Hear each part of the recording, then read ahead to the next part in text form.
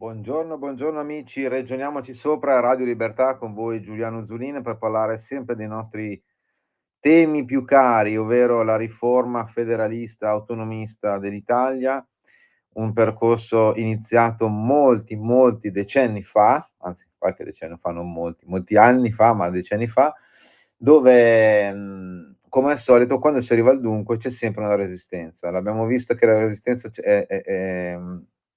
è apparsa più volte, per esempio la più grossa è stata nel 2011 quando, dopo che il governo Berlusconi con il ministro Calderoli aveva creato tutta un'architettura per varare il famoso federalismo fiscale, ehm, cadde il governo Berlusconi, arrivò il governo Monti e la prima cosa che si fece fu quella di buttare a mare, congelare tutto.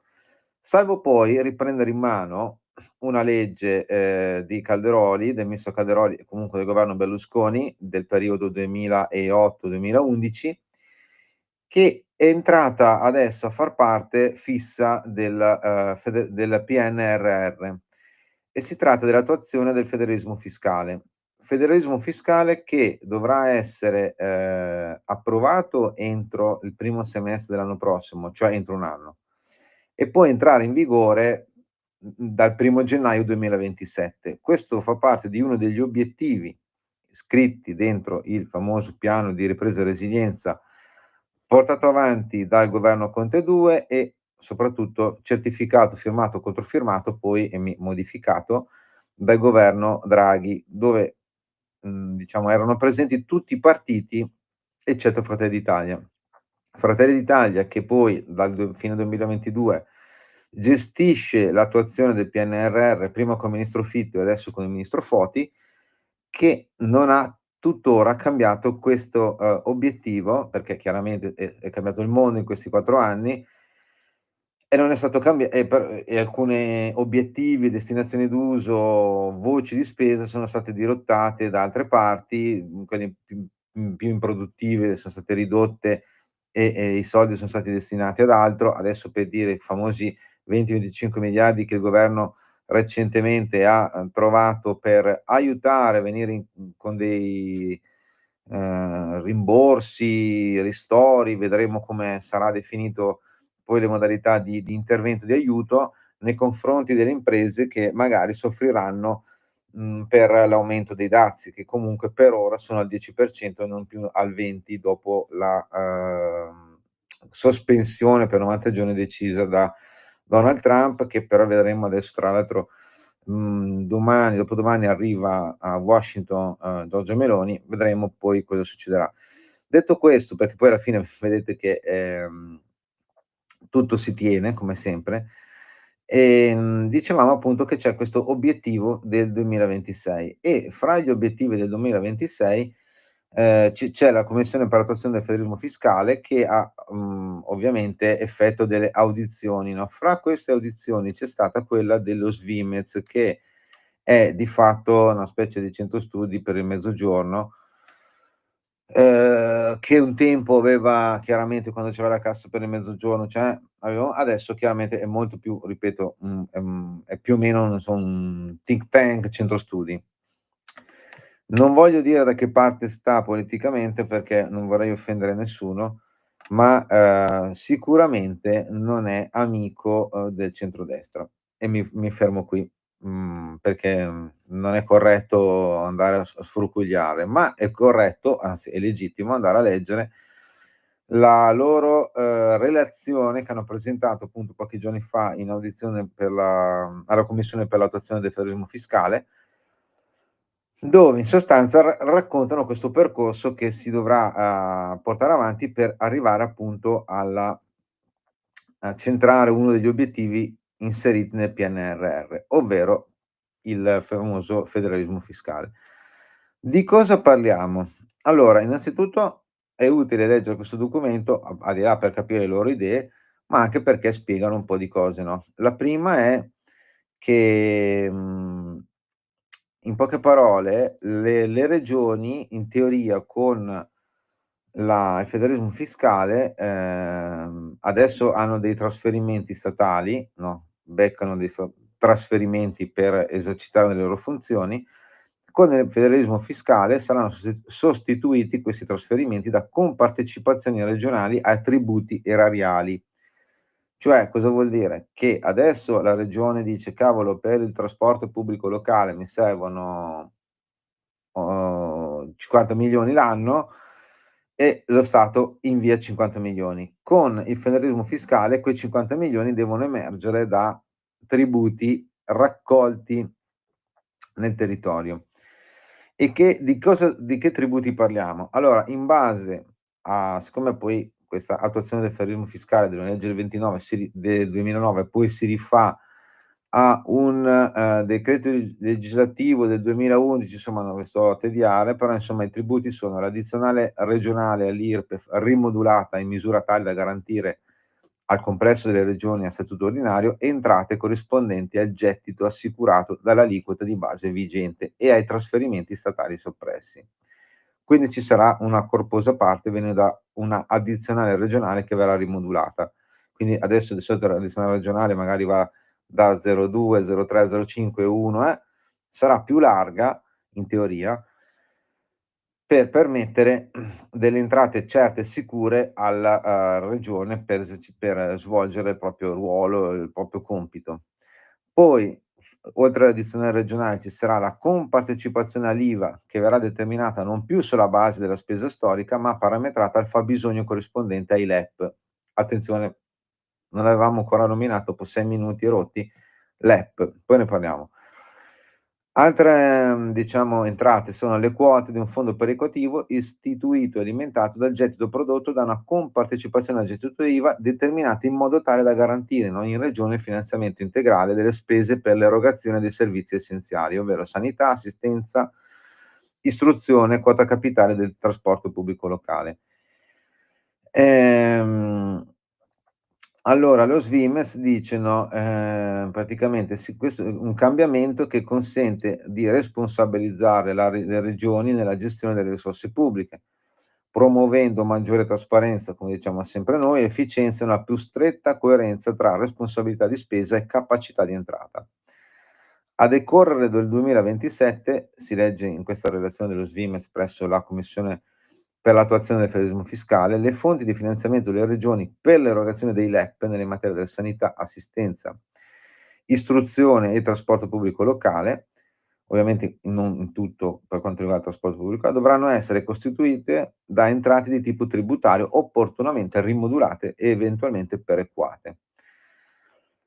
Dice, qual è il problema, no, il problema è, la transizione al nuovo sistema ha 2 problematicità, dice lo SVIMEZ: le criticità legate alla determinazione dei LEP e poi i diversi nodi legati alla fiscalizzazione dei trasferimenti statali alle regioni a statuto ordinario, cioè individuazione e quantificazione dei trasferimenti effettivi, determinazione delle 2 principali entrate fiscali, ovvero l'addizionale regionale IRPEF e compartecipazione IVA, e poi la definizione della modalità di perequazione. Con riferimento a questo aspetto qua, cioè capire quanto deve essere l'aliquota addizionale regionale e quanto compartecipazione all'IVA deve esserci, il governo ehm, aveva stimato un percorso e la commissione tecnica per i fabbisogni standard ha stimato in circa 10 miliardi l'ammontare dei trasferimenti fiscalizzabili che investono rilevanti ambiti di competenza regionale. Allora, abbiamo una cifra che a volte, era mancata. Sono 10 miliardi i tributi che dovranno essere, di fatto trasferiti in maniera definitiva, cioè le regioni in teoria devono recuperare 10 miliardi per far andare avanti le loro attività, cioè che la sanità, oltre vabbè al famoso fondo sanitario che quello non si tocca, ci mancherebbe altri trasferimenti, poi c'è il tema del trasporto pubblico locale, dell'assistenza, così. Però poi fate conto che dentro ci sono anche altri temi, che sono quelli che riguardano i comuni, bla bla bla. Il tema è questo qua, è 10 miliardi. 10 miliardi è una cifra che, siamo onesti, non è che, lo Stato italiano va a ramengo per 10 miliardi, per cui non capiamo il perché tutta questa confusione, ma soprattutto questo cancan, questa opposizione a, la legge per l'autonomia differenziata, 2 ricorsi contro la legge appunto, che poi hanno portato la Corte Costituzionale di fatto a riscrivere, a dettare come deve essere scritta la legge, ma soprattutto di fatto a limitare moltissimo quello che c'era scritto nella Costituzione. Nella Costituzione solo la legge dice: "Ah cavolo, io posso, gestirmi addirittura l'istruzione, le pensioni private, ehm, anche il commercio estero", la consulta ha detto: "No, il commercio estero no, l'energia no, questo no". Allora dice: "E poi ti servono i LEP", a proposito dei LEP di cui parlavamo prima. E se non hai i LEP, anche nelle materie dove non son previsti i LEP, comunque bisogna rifarsi ai LEP. Cioè l'ha detto anche il presidente della Consulta Moroso pochi giorni fa durante una conferenza. Adesso il problema appunto rimane questo qua, capire i LEP e quindi di conseguenza, come dice lo Svimez, che poi critica tutto ovviamente, no, è capire quanto, determinare la, percentuale di addizionale regionale IRPEF e la percentuale di di compartecipazione al gettito IVA per le regioni, per far funzionare le regioni stesse con le loro competenze. Allora qua il tema è abbastanza importante, cioè e riguarda un fatto, no, da dove vengono i soldi? Dalle tasse, giusto? E se non hai gettito fiscale tributario, chi ti aiuta? Soprattutto se tutti quelli che criticano la legge Calderoli dicono: "Ah, ma bisogna determinare prima i LEP", lo dice anche la Consulta, bisogna determinare i LEP, e il LEP qua e il LEP là. E i LEP dicono, lo dice lo SVIMEZ, ma lo dicono in tanti, non deve essere più basato sulla spesa storica, perché ha creato inefficienze. Allora, a parte che uno dovrebbe dire: "Scusa, magari chiediamo a chi ha gestito la cosa pubblica in certi territori fino adesso, rispetto ad altri che ha creato delle inefficienze, non certo che, adesso la legge sull'autonomia ha creato le differenze o le divergenze fra territori." No, per dire. E quindi dicono: No, non bisogna più fare spesa storica, ma bisogna fare fabbisogno standard", che è una vecchia battaglia tra l'altro la Lega, perché se vi ricordate una volta c'era chi pagava la siringa 60 centesimi e qualche altra regione invece la pagava a 2 centesimi, dove magari in quei 2 centesimi la sanità era più efficiente rispetto al territorio dove si pagava 60 centesimi la siringa. Bene, adesso non si fa più questa roba qua perché ha portato inefficienze, disastri, debiti e, ovviamente scarsi, servizi ai cittadini. Adesso si dice: "Facciamo il fabbisogno standard", cioè si fissa un livello che sia standard per tutto il territorio, in modo da evitare appunto sprechi, però bisogna anche dire qual è il LEP, cioè il livello essenziale di prestazione che deve essere uniforme o comunque non uniforme, basic per tutto il territorio nazionale. E quindi si dice: le regioni che sono un po' più indietro rispetto alle altre devono avere la differenza tra il fabbisogno standard e il LEP per raggiungere appunto il LEP, l'obiettivo di un servizio basic più o meno uguale in tutta la penisola. Però allora, come dire, benissimo, ma, andiamo allora a vedere però come viene gestita, le entrate e come viene, come dire, alimentato il gettito tributario in questi territori, perché altrimenti qualcuno continua a pagare prima per gli sprechi e adesso per raggiungere nuovi obiettivi che forse però diventeranno sprechi. Chi lo sa? Facciamo una pausa e poi vi dico una roba.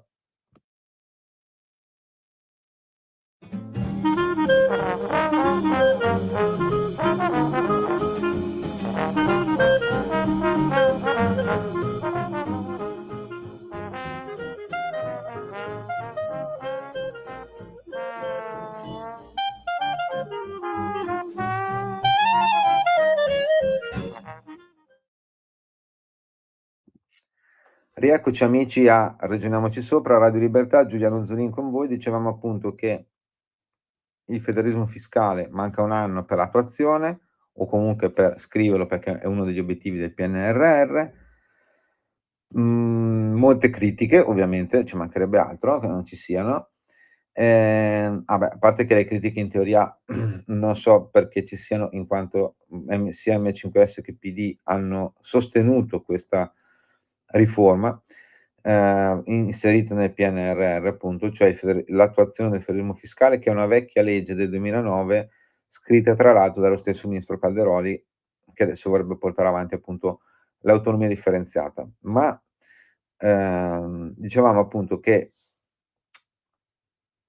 quelli che, criticano, diciamo, sia il federalismo fiscale che l'autonomia differenziata dicono: "Bisogna fissare i LEP", cioè per dire quanti posti letto oppure posti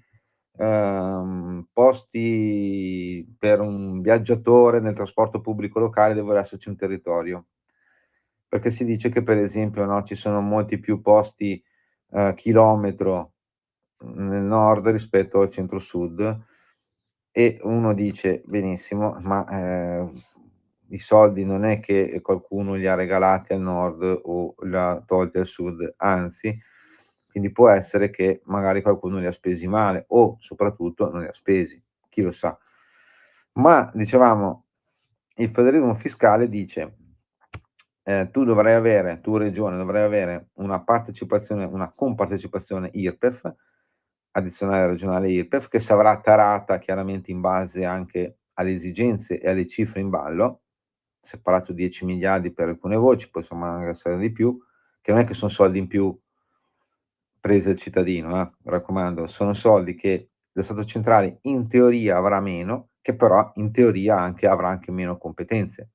Quindi non è che adesso questi soldi vanno alle regioni, lo Stato perde soldi e, magari deve fare comunque. No, lo Stato farà meno, perché la regione farà più, e i soldi per fare più arriveranno appunto da questa allargamento dell'addizionale regionale IRPEF o della compartecipazione IVA. Ridicevamo appunto, siccome parliamo che tutte queste funzioni saranno sorrette appunto da gettito tributario, da soldi che arrivano dal pagamento delle tasse e tributi che servono per far funzionare ovviamente la macchina pubblica. E niente, allora vediamo come siamo messi, no, adesso il tema qual è? In Italia mancano 1.274 miliardi, cioè, sono soldi che tra il 2000 e il 2004, tasse, contributi, imposte, bollette, multe, che non sono state riscosse dal fisco italiano o da altri enti chiaramente, no, comunque parapubblici, e sono appunto, dicevamo, 1.274 miliardi. Come, ripetutamente detto dai vari esponenti dirigenti dell'Agenzia delle Entrate in varie audizioni parlamentari, più o meno sono 100 i miliardi che sono aggredibili, cioè che in teoria il lo Stato potrebbe riportare a casa e averli in tasca. E quindi, come dire, cioè, sono andati in fumo 1.174 miliardi che sulla carta ci sono, nella realtà non ci sono. Non vengono magari contabilizzati perché poi se no lo Stato dovrebbe scrivere meno 1.100, quindi il deficit PIL e il debito PIL andrebbero non al 130 ma magari al 200%. Quindi rimangono lì scritti e buonanotte. Ma, chi è che non ha versato i contributi e le tasse? Allora, la CGIA di Mestre un mese fa ha fatto un piccolo conto e scrive, dicevamo 1.274 miliardi. Dice la CGIA di Mestre: "Sebbene al nord sia concentrata la stragrande maggioranza della ricchezza prodotta nel paese e la parte più dinamica delle attività economiche e produttive", dice la CGIA di Mestre, "dei 1.274 miliardi di euro di tasse non riscosse negli ultimi 25 anni, il 58%, cioè 739 miliardi, sono riconducibili alle regioni del centro-sud. Il rimanente 42% invece è in capo alle regioni del nord, che cubano 535 miliardi.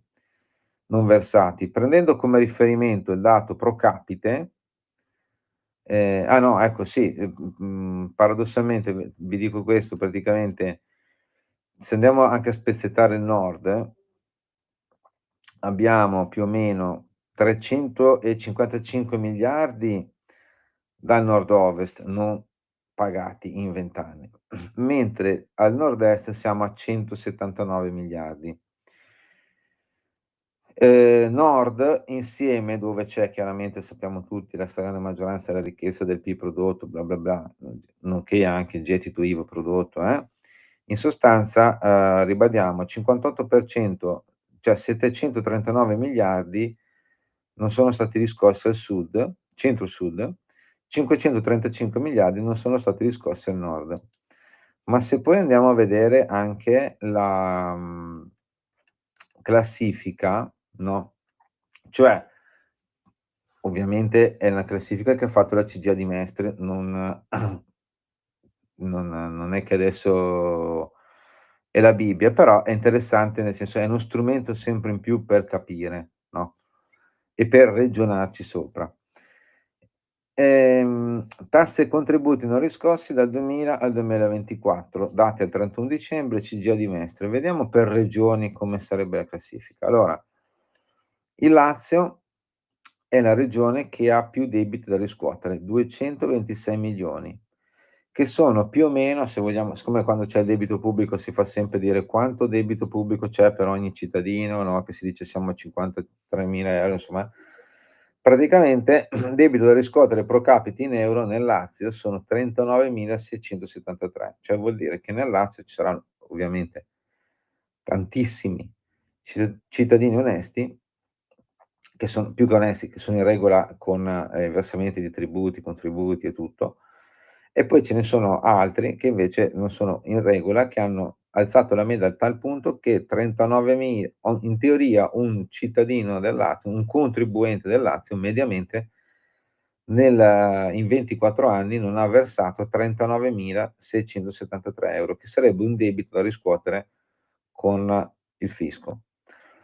Seconda regione, la Campania, 152 miliardi da non versati di tributi, contributi, multe e compagnia cantante, che sono più o meno 27.264. Terzo posto la Lombardia, che ha ovviamente 259 miliardi di debiti da versare, ma è anche la regione chiaramente più grande, con più abitanti, perché se poi andiamo a vedere a livello pro capite è terza, non prima in valore assoluto ovviamente, con 25.904 €.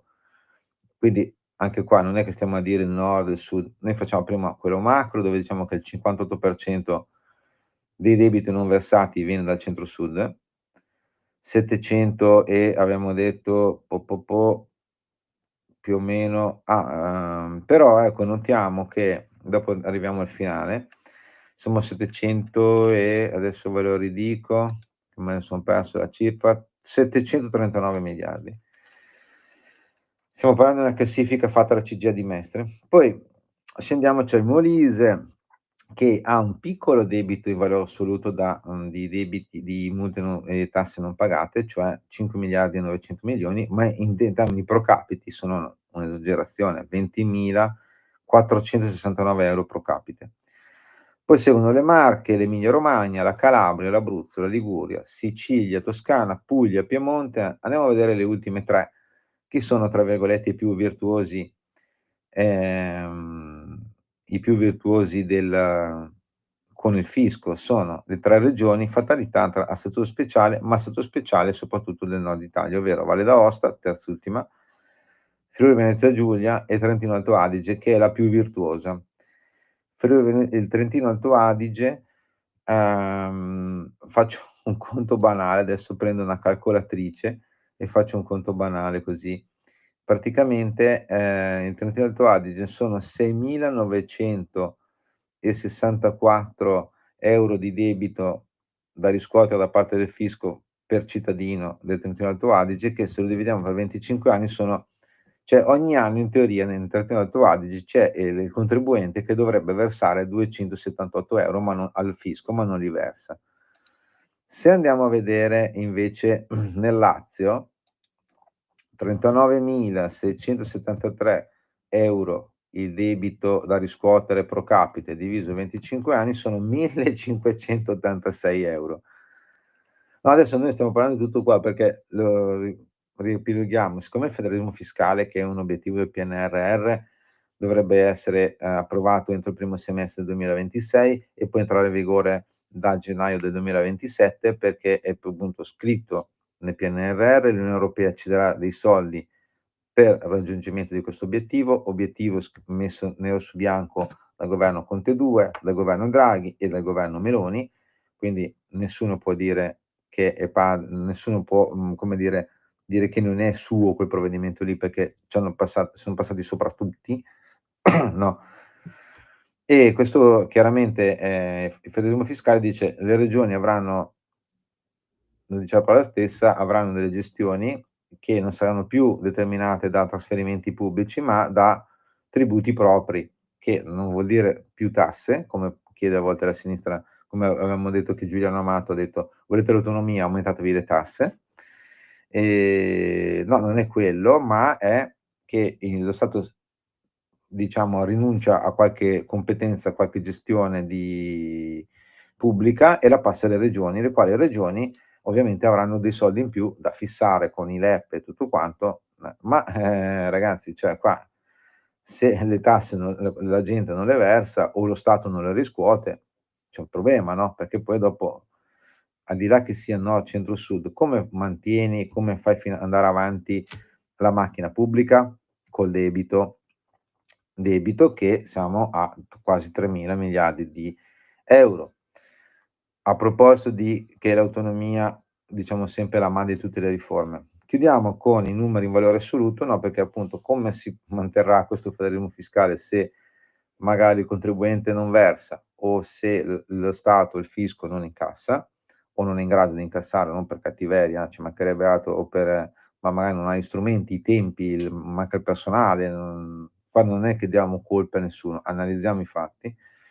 Comunque tornando alla suddivisione per macro aree e chiudiamo, il nord-ovest il nord-ovest dovrebbe, in 25 anni non ha versato sulla carta, quello che dice il fisco, 355 miliardi. Il nord-est sulla carta non ha versato 179 miliardi, il centro 334 miliardi, quasi come il nord-ovest, il mezzogiorno 404 miliardi.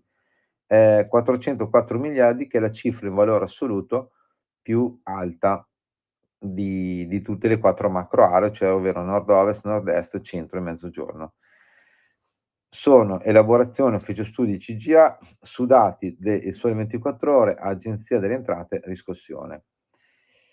Se non creiamo il federalismo, questi numeri saranno sicuramente destinati a esplodere, il debito esploderà, meno soldi per i cittadini, più costi per, mantenere servizi e anzi più costi per le famiglie che dovranno ricorrere a servizi privati, vedi sanità e non solo, per tirare a campà, nonostante quello che si paga.